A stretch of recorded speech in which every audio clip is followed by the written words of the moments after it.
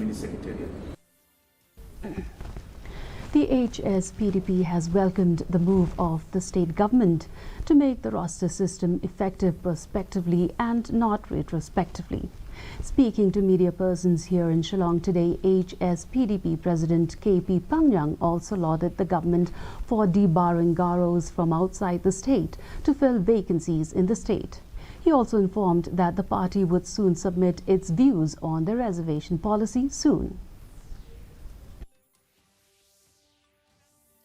Since the members of the party and some of the important information we need to get more information in this matter, we will be submitting the suggestion of the party in the days to come.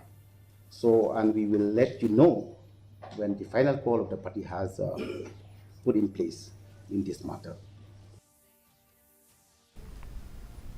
And now for the weather report. The maximum